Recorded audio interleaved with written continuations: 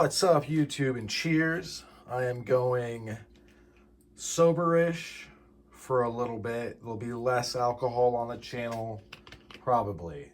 We'll see. I'm not one of those people that says like hard yes or hard no to modifying intoxicants in my diet. I just cut them way back, right? I feel like that's better. In any event, today we're looking at the Pocket Warden from Dirty Mike's Custom Leather. Says that it's 8 by 3 inches and 13 ounces. I just got this, so almost my first impression. And if I remember the lore correctly, this is modeled off of what the warden of Folsom Prison was carrying, except they had a soft load, meaning probably shot, but maybe sand.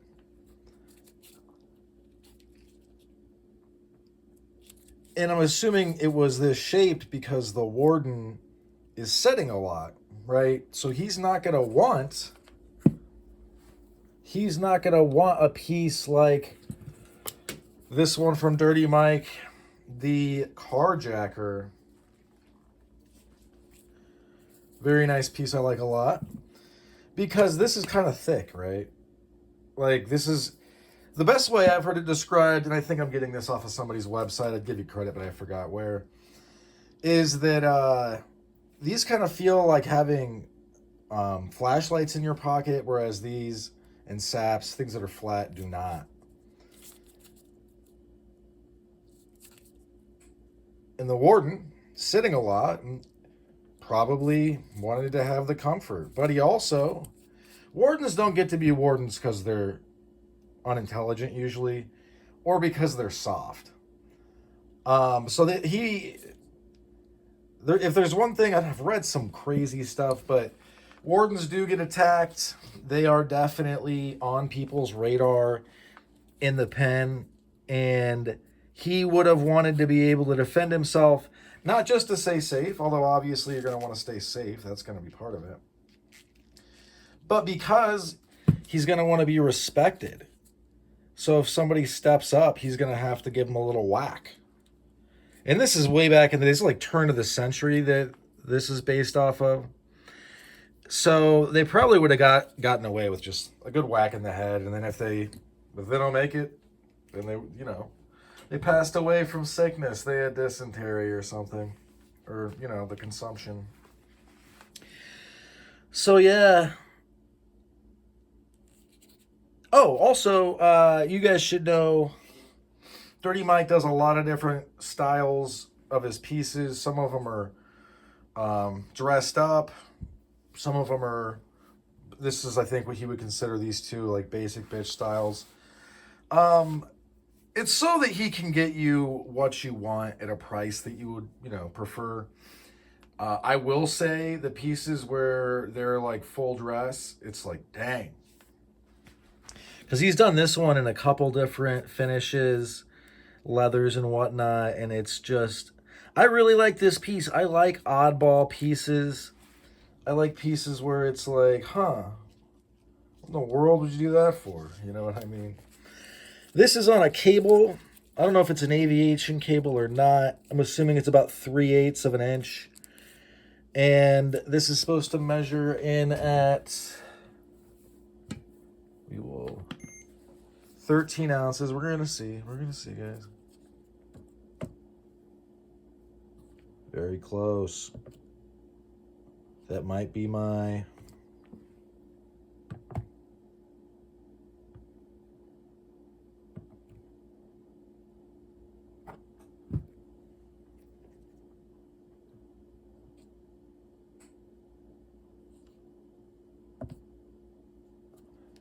That could be my thing. Anyway, that's really close to 13.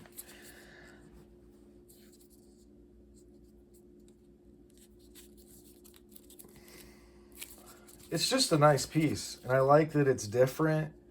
And look, we've talked about recently before how, most people, the average person, they're not collecting this stuff. They're not appreciating these instruments of I would say destruction, but you know, they don't have to. There's a lot of different ways to use them. You don't gotta go crazy. Like these are like firearms. There's a lot of different things. So I think that these are inherently lower stakes.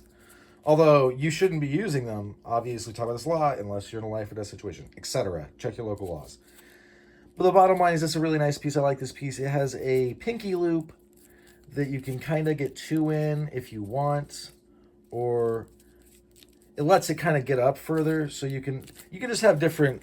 Because sometimes if the pinky loops aren't long enough, it kind of restricts what you.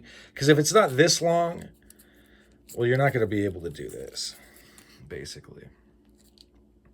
So let me see how this hits. Yeah, that would do it. That hurts. That is pretty devastating. As far as side strikes, I don't think that he is making his stuff to do side strikes. I get some people are going to be like, why would you do side strikes? Some makers really, really emphasize, I don't think these are, they like heavily burnish them when they're for side strikes. Some makers are really about side strikes. So like instead of giving them this side, it's like this, and you're like kapow, and people say it opens cuts and like all this other stuff. Yeah, sure, maybe, I don't know, do whatever you want. But I will say that if you've ever seen bare knuckle boxing, like this is going to be pretty similar striking surface as a knuckle. If you hit somebody in the face with this, it's going to open you up, and it's going to look like somebody cut you. Go watch a bare knuckle boxing match. It's crazy, man. So anyway, Dirty Mike, he is going to be moving into a different stage in his journey, his evolutionary metamorphosis. And I think he's going to be focusing more on knives and stuff, from my understanding. This could change. But he'll still be making this stuff, but he's going to have a very wide and deep selection of edged stuff. But he's still going to make this stuff. For right now. I mean, I asked him if he would continue making impact weapons. He said yes. I don't know why it would stop, because they're cool. So yeah, and check his stuff out. It's